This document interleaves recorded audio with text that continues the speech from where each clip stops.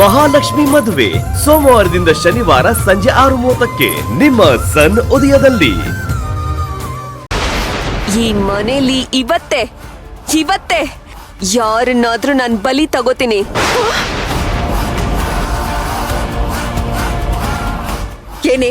ಏನೇ ಹೆದರ್ಸ್ತಾ ಇದ್ಯಾ? ನಿನ್ ಮೊಮ್ಮಗಳು ಮನೆ ಬಿಟ್ಟು ಹೋಗಾಯ್ತು. ಎಲ್ಲಿದ್ದಾಳೋ ಏನೋ. ಮನೇಲಿ ಆಗ್ಬಾರ್ದೆಲ್ಲ ಆಗ್ತಿದೆ. ಇಷ್ಟೆಲ್ಲ ಆದ್ರೂ ನಾನ್ ಬರೀ ಬಾಯಿ ಮಾತಲ್ಲಿ ಹೆದರಿಸ್ತಿದ್ದೀನಿ ಅಂತ ನಿನ್ಗನ್ನಿಸ್ತಿದ್ಯಾ? ನಾನು ಮನಸ್ ಮಾಡಿದ್ರೆ ಯಾರನ್ನೇ ಆಗ್ಲಿ ಸಾಯಿಸೋದಕ್ಕೆ 1 ಸೆಕೆಂಡ್ ಸಾಕು. ಇಷ್ಟು ಮೇಲೆ ನಿರ್ಧಾರ ನಿನಗ್ ಬಿಟ್ಟಿದ್ದು.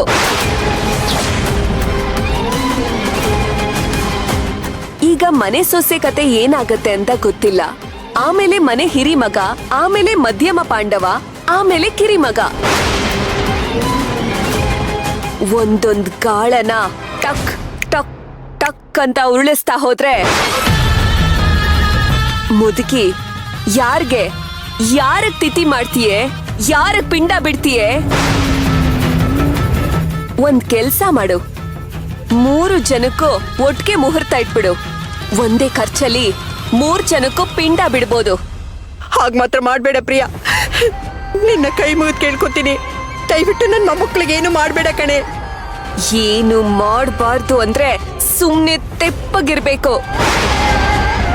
ಈ ಪೂಜೆ ಪುನಸ್ಕಾರ ಎಲ್ಲ ಮಾಡಿ ನನಗೇನಾದ್ರೂ ತೊಂದ್ರೆ ಕೊಟ್ರೆ ಸರಿಯಾಗಿರಲ್ಲ, ಹೇಳ್ತಾ ಇದ್ದೀನಿ. ನೋಡು, ನಾನು ಇದನ್ನೆಲ್ಲ ಮಾಡ್ತಾ ಇರೋದು ನಿನ್ನ ಒಳ್ಳೇದಕ್ಕೆ ಪ್ರಿಯಾ. ಆತ್ಮ ಈ ರೀತಿ ಅಲಿಬಾರ್ದು ಕಣೆ.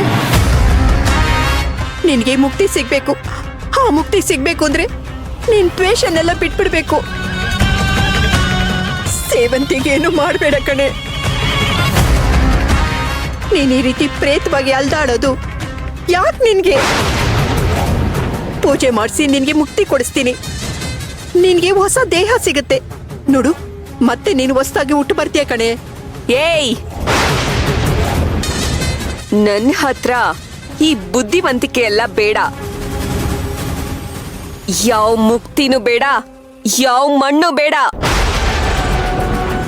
ಇಷ್ಟೆಲ್ಲ ಹೇಳಿದ್ಮೇಲೂ ನೀನೇನಾದ್ರೂ ಪೂಜೆ ಗೀಜೆ ಮಣ್ಣು ಮಸಿ ಅಂತ ಹೋದ್ಯೋ,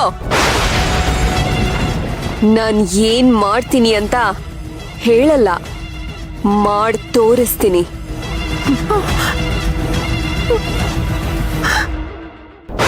ಅಯ್ಯೋ ದೇವ್ರೆ, ಈಗ ನೀನೇ ನಮ್ಮನ್ನು ಕಾಪಾಡ್ಬೇಕಪ್ಪ.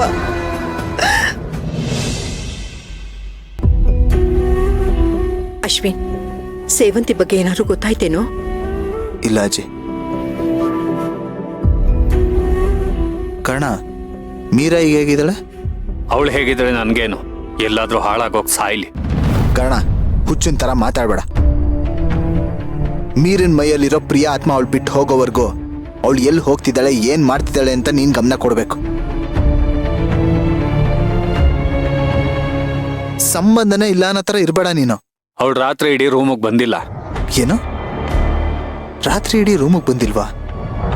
ಎಲ್ಲೋಗಿದ್ಲಂತೆ? ಪೂಜಾ, ನೀನೇನಾದ್ರೂ ನೋಡ್ತೀಯ ಅವಳನ್ನ? ನಿನ್ನೆ ಅವಳ ಬಾವನ್ ಕೈ ತಿರುಗಿಸಿ ಹೋದ್ಲಲ್ಲ, ಅವಾಗಷ್ಟೇ ನಾನು ಅವಳನ್ನ ನೋಡಿದ್ದು.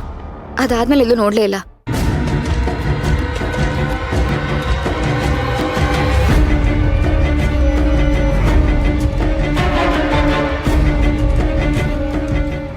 ಇಷ್ಟೊತ್ ಹೇಳಿದ್ರಲ್ಲ ಪೂಜೆ, ಶಾಂತಿ, ಹೋಮ, ಗಂಗಾ ಪೂಜೆ, ಅದು ಇದು ಅಂತ.